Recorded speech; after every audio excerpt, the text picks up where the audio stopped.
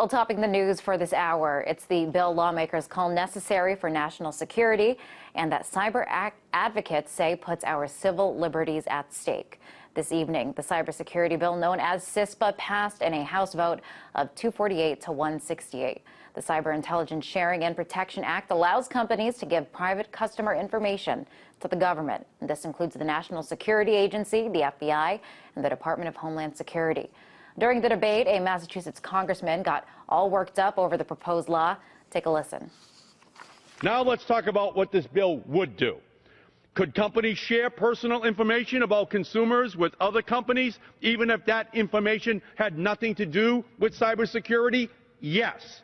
Would companies be free from liability if they share that personal information of every American? Yes. Could the government use personal information to spy on Americans? Yes.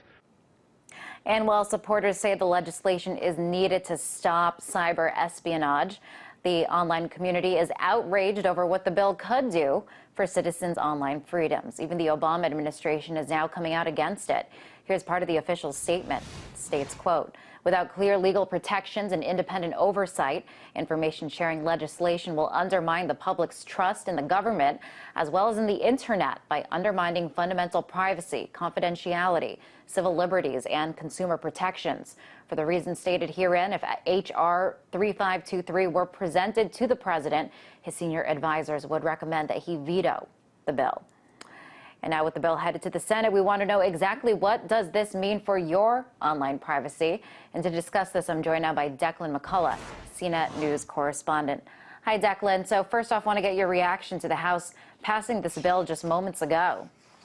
Well, it is just moments ago, so this is really timely. A few weeks ago, I would have said this was a done deal, that the vote would have been overwhelming, but a combination of a veto threat, you had some Republicans like Ron Paul coming out against it, even some committee chairmen, and a grassroots wave of opposition. So that made the vote closer than it would have been, but it still went through by a comfortable margin. So it went through, and Declan, can we talk a little bit more about what this means for citizens' online privacy?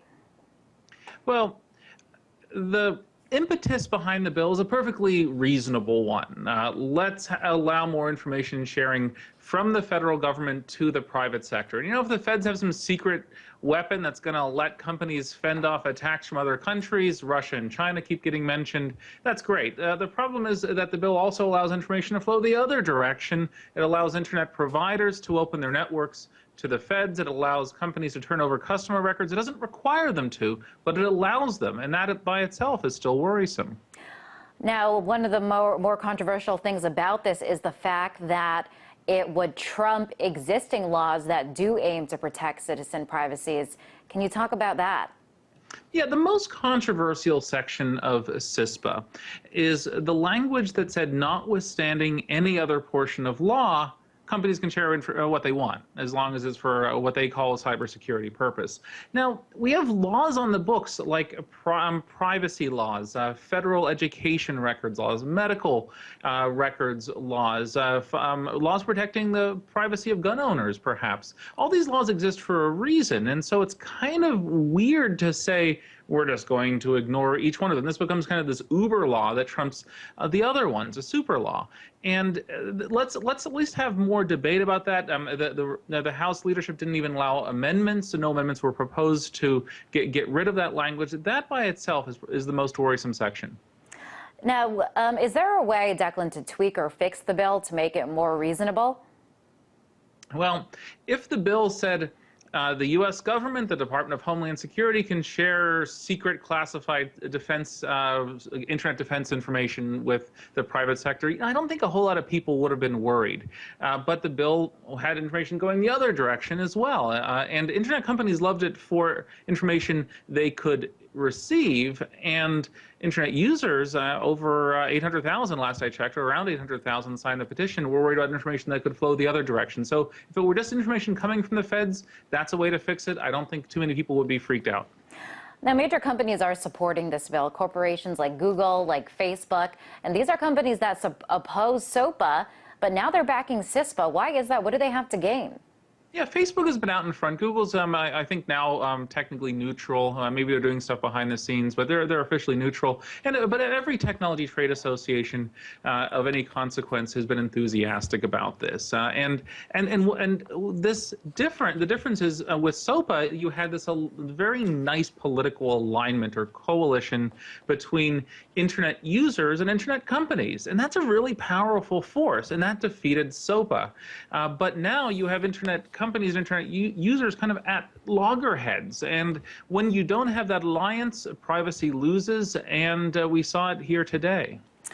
Now, supporters of this bill, Declan, say that something needs to be done to fight online espionage. I want to read you a couple of passages from an op-ed written by Representative Mike Rogers and Representative Dutch Ruppersberger. First one here is: every morning in China, thousands, well, I'm going to start here. China has stolen from U.S. companies the amount of intellectual property equal to 50 times the current print collection of the Library of Congress. And they go on now to say that, I'm going to bring up the other one here.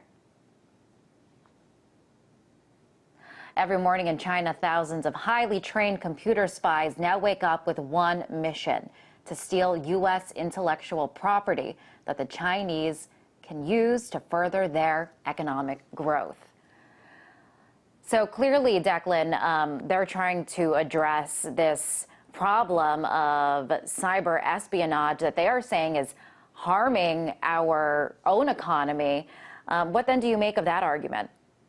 Well, at root, they have a perfectly reasonable argument. If cyber espionage is happening, it's not new. It's hard to differentiate between state actors, and that is actual governments and individuals. The question is the cure worse than the disease here? And you had members of Congress saying absolutely it was. I'm more worried about my own government than some teenage hackers in China or Russia or who knows where.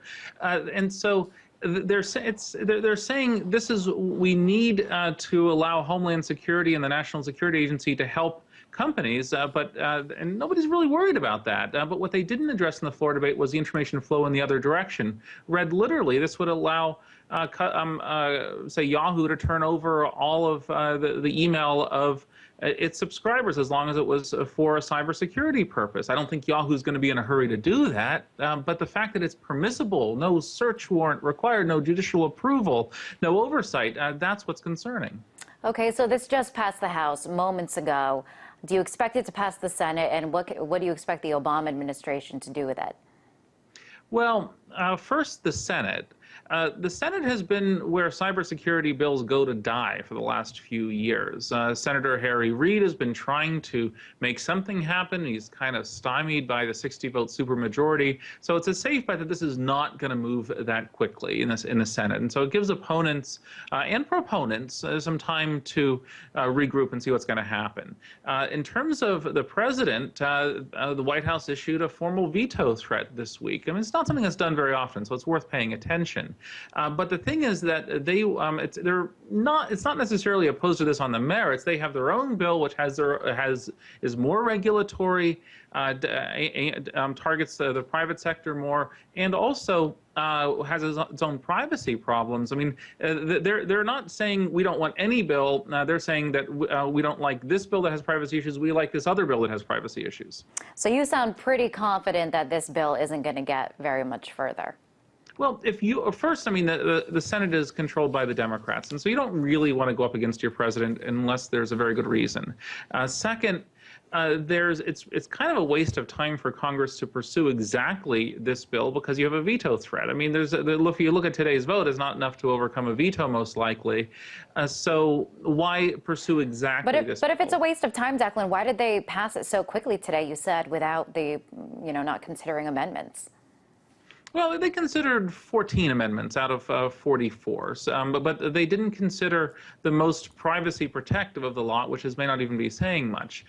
So why do it? Because it's run by the House Republican leadership, and if the president wants something, they don't necessarily have to agree.